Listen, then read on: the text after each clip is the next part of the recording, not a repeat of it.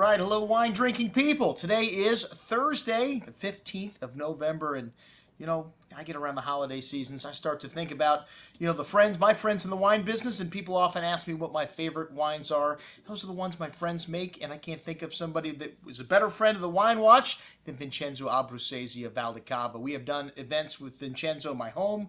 The first event we did here in the store was with Vincenzo and his son, and just so happens he's one of the greatest producers in Montalcino, and 100-point wine in 2004, 100-point wine in 2006 with James Suckling, sort of the Wine Spectator, the first 100-point Brunello ever. That and the Casanova de Neri, Chiarette, Alto.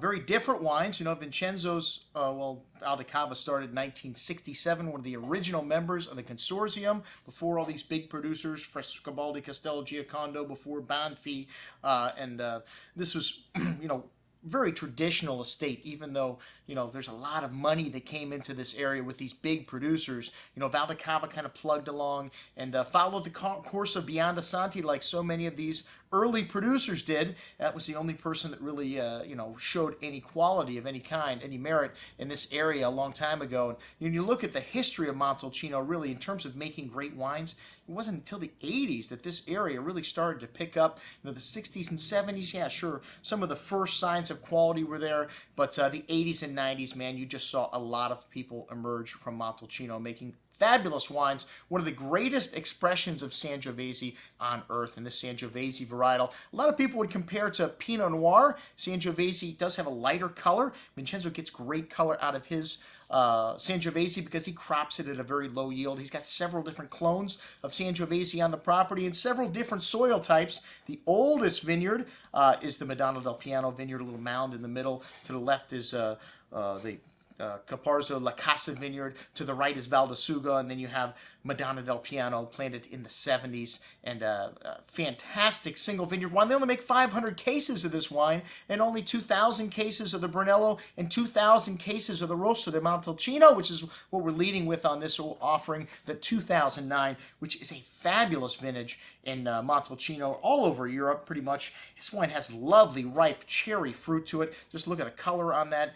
Very pure and seductive. Some lovely floral notes to this as well. Some black spice and earth, very typical of what you find in Rosso di Montalcino. And I always, say life is too short to drink Rosso, but if it's of this quality, the best Rosso, a great introduction to Brunello di Montalcino. And hey, less than half the price of Vincenzo's Brunello. This wine has become very popular. $100 a bottle for the Brunello, $200 a bottle or more for the Madonna del Piano, but you can get a taste of the greatest producer in Montalcino for just $35 on this offering. The Rosso di Montalcino 2009, perfect for your Thanksgiving holiday and all your holiday meals coming up over the next couple of months. Check it out, everything that we've got to offer from this epic producer from Montalcino, and we've got big bottles, we've got small bottles. This one is going in my stash because this is Antonio's birth year, 2004 Riserva out of 3 liter. We only have this one bottle left, but hey, we've got a lot of other large format magnums in Madonna going all the way back to 1999.